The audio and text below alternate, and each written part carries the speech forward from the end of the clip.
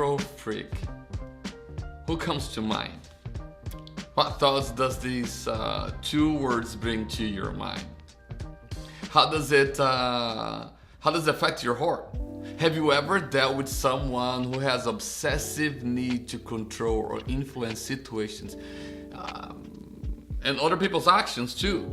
Control freak is often used to describe individuals who feel a strong compulsion to ensure that things are done their way and to their standards, often to an excessive degree, really. These individuals, they often exhibit behaviors aimed at gaining power and control over others, using tactics like guilt and fear and pressure and deception to get what they want. These individuals know very little about goodness, the virtue of being a benevolent being who is committed to doing good at all costs, in all circumstances, for the well-being not only of self but mostly for others. Control freaks know very little about faithfulness, a constant and unwavering trust in God's promises, even when faced with challenges and uncertainties.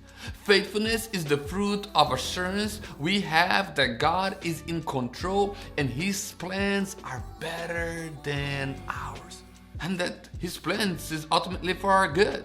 In Genesis chapter 27, we encounter the complex and morally challenging story of Rebecca, who was a control freak mom, wife, and mother-in-law. But it's also the story of Isaac and Esau and Jacob.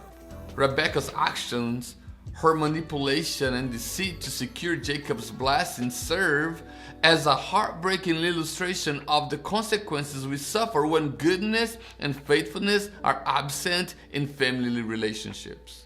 Recognizing and understanding the lack of goodness and faithfulness in our relationships can be crucial for maintaining healthy boundaries and protecting one's emotional well-being, avoiding the same mistakes that Rebecca did. Guys, goodness and faithfulness, which is the opposite of manipulation and control, is crucial on both practical and spiritual aspects of life. We must learn how to cultivate these two things within our families. Rebecca orchestrates a plan to deceive her husband Isaac and secure the blessing meant to Esau, her eldest son, who she had a grudge on. She wanted that blessing for Jacob, her young son, the favorite one. This manipulation was done through dishonest trickery, lies, malice, and the lack of faith in God's provision. Rebecca's actions, driven by favoritism and a desire to control the outcome, resulted in the long-lasting familial strife and division. Manipulation and controlling behaviors, they undermine the fundamental principles of a healthy relationship. Principles as trust, respect, communication, and equality. By creating a toxic environment where one person exercises unwarranted influence over the other. This dynamic distorts the natural balance of power, fostering an atmosphere of fear, suspicion, and dependence. Trust is eroded as the manipulated individual constantly questions the motives and honesty of the manipulator. Respect dwindles as one person feels belittled and devalued, while open communication becomes stiffed by deceit and corrosion. Rebecca is a vivid example of this. She manipulates her son Jacob into deceiving his father Isaac to receive the blessing meant to Esau, his brother. Rebecca's controlling behavior creates division and pretenses within the family, undermining trust and respect. Rebecca's deceiving actions to secure the blessings for her favorite son had profound implications not only for Jacob's immediate circumstances but also for his entire life. Jacob was forever marked by the manipulation of his mother. Jacob's life was marked by guilt and fear from this action of deception. He was constantly looking over his shoulder, fearing the retribution from Esau or any other individual that he might have wronged in the past. The initial deceit set a pattern for Jacob's life. he continued to encounter deceit and manipulation, notably in his interaction with his uncle Laban, who tricked him. This cycle of deceit shows how early manipulation actions can just perpetuate. Later in life, Jacob's favoritism towards his son Joseph was reminiscent of Rebekah's favoritism, which led to more and more family conflicts.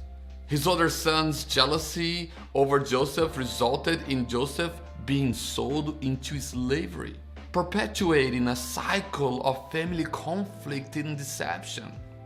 The cumulative effects of Rebekah's misbehaving led to the overall deterioration of all the relationships around Jacob for the remaining of his life. It wasn't only with Esau, who wanted to kill his brother, but it became the path he walked and pointed others to. A path that was source of constant conflict and unhappiness rather than mutual support and love for one another. There are biblical characters that we must model after, but Rebekah is not one of them. Her actions impacted her family for generations. We must avoid her behavior and pursue goodness and faithfulness, which brings trust and reliability to our relationships. Goodness and faithfulness are the bedrock of trust. When family members act with integrity and loyalty, which builds honesty, they build a foundation of trust that is essential for strong, healthy relationships to thrive and for happiness and peace to be achieved within the relationships we have. In contrast, deceit and manipulation, as demonstrated by Rebekah, erode trust and create division, but family members who consistently exhibit goodness and faithfulness provide a sense of security and stability. This emotional safety net is needed because it allows individuals to feel that they are valued, that they are loved, fostering a supportive and nurturing environment. As Christians, we are called to reflect God's characters in our lives. God is inherently good and faithful. By embodying these attributes, we not only honor God, but we also honor others and love others. It aligns our actions with our faith, deepening our relationships with God and fostering a sense of peace and fulfillment in all other relationships we have. By learning from these biblical characters, we can strive to build relationships that are founded in godly principles, founded not on manipulation or in control, but on trust and mutual respect, fostering a legacy of goodness, faithfulness, and integrity for future generations to come. We must trust that God's plan is better than ours, therefore we must surrender.